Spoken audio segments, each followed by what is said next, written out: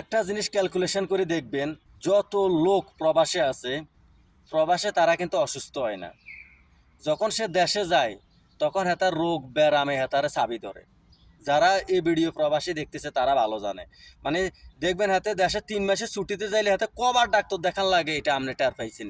টের পাইলে আমার জানাবেন কমেন্ট করি। আমি নিজে দেশে 3 মাসে ছুটিতে যাই, আমি ডাক্তারের কাছে যাওয়া লাগছে। আমি ইলিশ মাছ খাইতে পারি না, শুটকি মাছ খাইতে পারি না, গোস্ত খাইতে পারি না, ওড়া ওড়া দিছে আমারে। মানে প্রবাসে যারা আছে আর কি, তারা দেশে যাইলে এই ধরেন কে 20 বছর 30 বছর বিদেশ করি হাতে বালটা ফাঁকাই ফেলাইছে, বাল ফাঁকাই মনে করে দেশে যাই আর উত্তু খাই হাতে হড়ি মরি যায় চাগাই ব্যাস।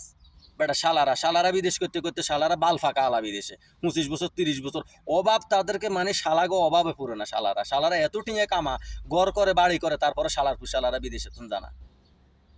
এখন আপনি যেন খালি ডর খালি যেন বিদেশের মধ্যে যেন আয় হাঁদানের, আপনারা যেন বিদেশে আয়তেন বলে হাঁদাইতেছেন। যেতে এক জায়গাত কাজ করে আমি কইয়ের যে সেটিং আছে, এ হদি মল্লি গেলে খাড়ে করে নিল এই যার এই দেশে যাইতো না। জিগা বিদেশ করে যে এক জায়গাত কাজ করতেছে বেতন পায়, এ শালা ইয়ানে মল্লি গেলে লাশ যাইব, তার ওরা শালা দেশে জানা, শালার অভাবে জানা। গড়ও করছে বাড়িও করছে টিঙও আছে, চাইলে গড় বাঁধা দিয়েও খাইতে পারব, তার ওরা শালা জানা বিদেশের। তো শালা নো যাইলে জায়গায় গিয়ে হাঁক নো হইলে আপনি কেন হাঁদাইবেন? আপনি খালি ঢুকলে তো আর হইতো না। হাজার হাজার মানুষ মনে করেন এই দেশে মনে করেন বেকার বসে দিচ্ছে, লাভটা কি?